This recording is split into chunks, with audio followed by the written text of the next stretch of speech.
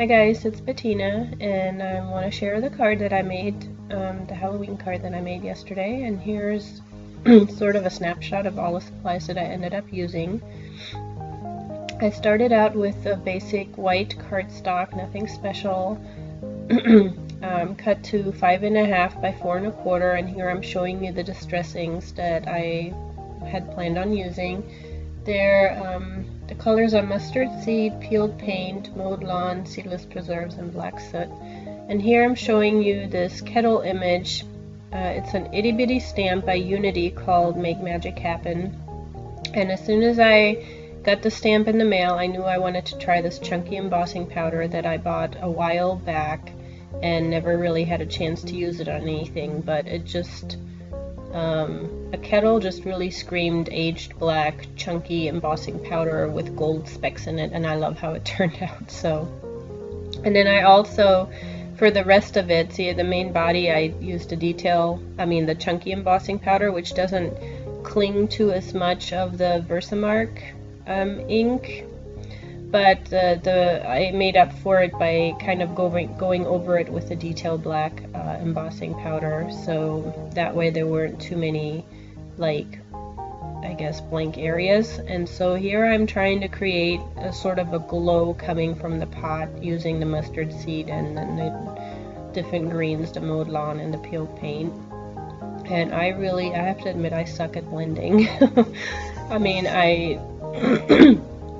I'm sure the paper makes a difference, on how well your inks blend, but I know mostly it's just a technique problem and I have to work on that. But it ended up fine in the end, because what ended up saving me was just using water, and then, I spritzed the whole thing down with water, and then it pretty much blends itself. So that's why I love these distressings. They're like, even if you don't know how to blend very well, and you think you have like this terrible result. I mean, it looks terrible right here. I'm looking at it, and you just want to like toss it out, but don't give up. Just spritz it with water and see if that won't help, because that's what I ended up doing. And here I'm desperately trying to still blend, going back to the greens and the yellows, just trying to get that everything to kind of blend more smoothly, but it's still splotchy. So any second now I'm going to use my water and just spray it all down pretty good, and then you'll see that it's all the splotchiness goes away, and there it is. Here you could almost see it just blend right in front of your eyes. I love it. So here I'm trying to think of what I know I'm going to use some kind of sparkle or shimmer on it, because it's supposed to be a magic pot, I guess. But first I got to color in the spider with the Spectrum Noirs. And then here I'm showing you the sentiment, the Make Magic Happen sentiment that came with the stamp set, and I'm ended up using this Brilliance Galaxy Gold pigment ink that I have, and I stamp it on here, and I'm like, you can't see it, you can't see anything. So what you don't see me do, where the camera kind of died in different spots because I was running low on memory, but I used a finger dauber to use a Memento Lux pigment ink and the Galaxy Gold pigment, and to kind of create this shimmery cloud floating over the kettle.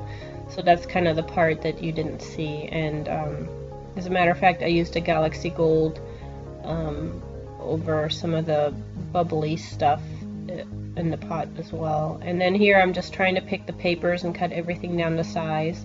The image I ended up cutting to 3.5 by 4 3/4, and then I matted it on some purple cardstock. That one is like 3 5/8 by 4 7/8, and I just went around it with some black soot. And then my camera pretty much dies right here. But you really just missed the last 2 steps of me mounting it on some foam tape and then adding some Zazz glitter glue to the bubbles floating above the kettle. I had green, purple, and pink colors. And then here is a great look at that chunky detail embossing powder, and I just love how that turned out. So if you enjoyed this card, please like and subscribe, and Thanks for stopping by and watching. Have a blessed crafty day. Bye.